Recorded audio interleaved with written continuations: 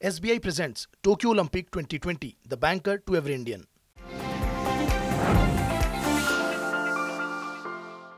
Hello and welcome, नमस्ते। और मेरी आपसे मुलाकात हो रही है TV9 डिजिटल पर और मोहम्मद अली की मैं बात करने वाली हूँ। अब आप सोच रहे होंगे कि मैं मोहम्मद अली की बात अचानक से क्यों करने लगी, क्योंकि मोहम्मद अली को आखिर कौन नहीं जानता है। लेकिन मोहम्मद अली के जानने के बाद अब जिस शख्स को आप जानने लगे हैं और जिनकी चर्चा आज हर जगह हो रही है, वो एक ऐसी शख्सियत हैं जिनकी उम्र बहुत कम है लेकिन उपलब्धि उन्होंने बहुत बड़ी हासिल की है।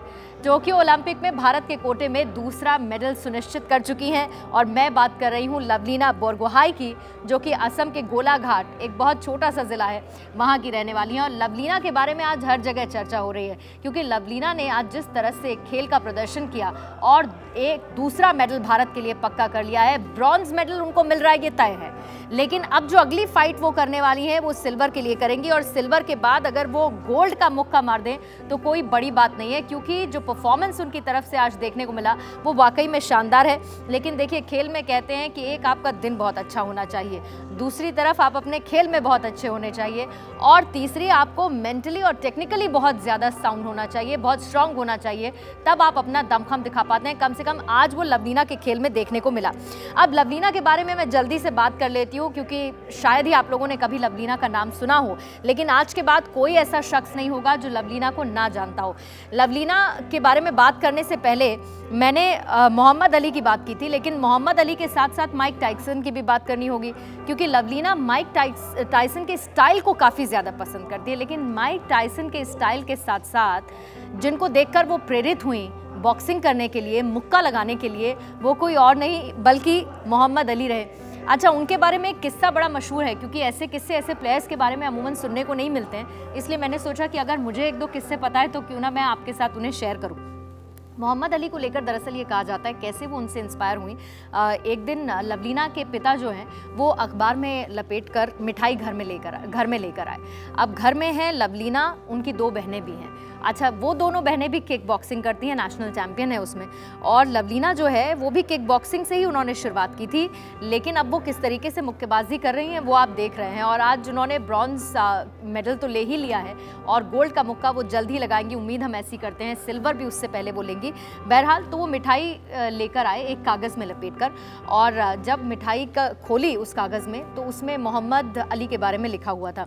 अब लवलीना काफ़ी उत्साहित हुई, भाई अपने पिता से पूछा कि मोहम्मद अली कौन है, तो उनके पिता ने मोहम्मद अली की पूरी कहानी और जो उनके अचीवमेंट्स हैं उनके बारे में लवलीना को बताया। और तब से लेके अब तक लवलीना मोहम्मद अली को फॉलो करती आई, उनकी टेक्निक को, उनके स्टाइल को फॉलो करती हुई आई, उनसे प्रेरित होती हुई आई। और आप ये मान के चलिए कि पिछले 9 साल की मेहनत थी और 9 साल की मेहनत के बाद जब आज ब्रॉन्ज पक्का कर चुकी हैं ओलंपिक खेलों में भारत के लिए लवलीना। और कोई भी व्यक्ति जो खेल खेलना शुरू करता है, देखिए उसका सपना होता है ओलंपिक में खेलना, ओलंपिक में खेलने के साथ साथ मेडल, देश के नाम करना। और आप सोचिए कि इतनी भीड़, इतने सारे प्लेयर्स, इतने सारे गेम, टोक्यो ओलंपिक जैसी बड़ी इवेंट, और उसमें आपकी मेहनत के बाद, आपके शानदार प्रदर्शन के बाद अगर भारतीय झंडा ऊंचा हो तो उससे ज़्यादा फ़ख्र की बात क्या हो सकती है। लेकिन इसमें मेहनत के साथ साथ टेक्निक बहुत इंपॉर्टेंट है और इसीलिए लवलीना के अलग अलग किस्सों के बारे में मैं पढ़ रही थी तो उनके बारे में भी मैं आपको बता देती हूँ। देखिए, एक बहुत छोटे से कस्बे से आती है, 2000 उसकी आबादी लगभग है, उससे ज़्यादा नहीं है, और असम की पहली महिला बॉक्सर है। इनके सामने चैलेंजेस बहुत ज़्यादा रहे हैं। चैलेंजेस कैसे रहे, ये 69 वेट कैटेगरी में खेलती हैं, तो उसमें जनरली आपका जो पार्टनर होता है जिसके साथ आप प्रैक्टिस करते हैं वो ढूंढने में इनको बड़ी परेशानी होती थी क्योंकि बहुत कम खिलाड़ी उसमें होते हैं और महिला खिलाड़ी स्पेशली 69 वेट की कैटेगरी में, तो इसीलिए बहुत ज़्यादा उनको उसके लिए दिक्कत होती थी पार्टनर ढूंढने में। दूसरा एक उनके सामने जो चैलेंज रहा वो ट्रेनिंग को लेकर रहा। बहुत सारी बातें लवलीना के बारे में जो निकलकर सामने आई वो ये कि जहाँ पर टोक्यो ओलंपिक शुरू होने वाला था सारे खिलाड़ी प्रैक्टिस ट्रेनिंग कर रहे थे और ठीक उससे पहले लवलीना अपनी माँ के साथ थी।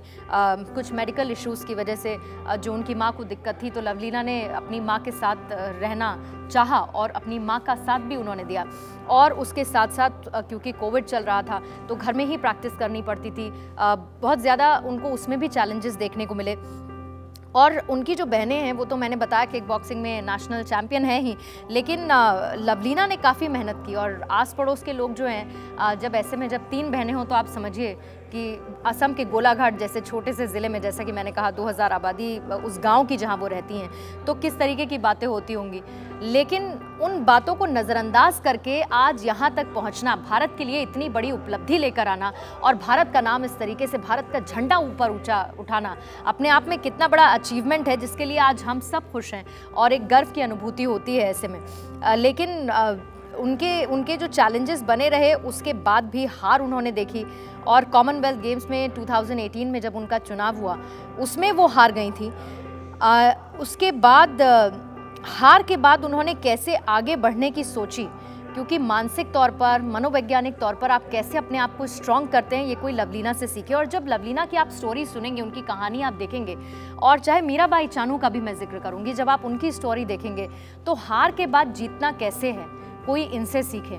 कैसे अपनी आपकी जब हार हो तो उस हार में आप क्या चुनते हैं? आप थक के हार जाना चुनते हैं, या फिर आप उस हार के बाद उतनी मजबूती के साथ उठना चुनते हैं, जैसा कि मीराबाई चानू या फिर लवलीना ने चुना।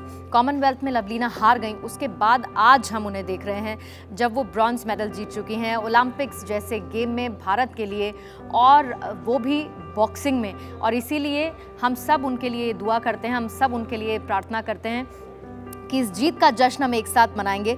और उनका जो अगला मुकाबला है वो 4 अगस्त को है और टर्की के खिलाड़ी के साथ है। और ऐसा कहा जाता है कि टर्की के खिलाड़ी काफ़ी मजबूत हैं। हालांकि आज जिन खिलाड़ी को उन्होंने हराया वो भी पूर्व वर्ल्ड चैंपियन हैं, उनसे कई बार वो पहले हार चुकी हैं, लेकिन आज उनको चित कर दिया। और अगला जो मुकाबला है वो टर्की के खिलाड़ी के साथ है। कहा जा रहा है, एक्सपर्ट्स ऐसा कह रहे हैं कि टर्की के खिलाड़ी काफ़ी मजबूत हैं, जिनके साथ उनका सेमीफाइनल्स का मुकाबला 4 अगस्त को होना है। लेकिन उम्मीदें उड़ान देती हैं और इन्हीं उम्मीदों के साथ हम उम्मीद यही बरकरार रखते हैं कि लवलीना बहुत शानदार खेल का प्रदर्शन करें और सिल्वर जीतें, सिल्वर के बाद वो गोल्ड जीतें। और इसके लिए हमारी शुभकामनाएं लवलीना के साथ हैं और आप सबकी शुभकामनाएं भी लवलीना के साथ हैं।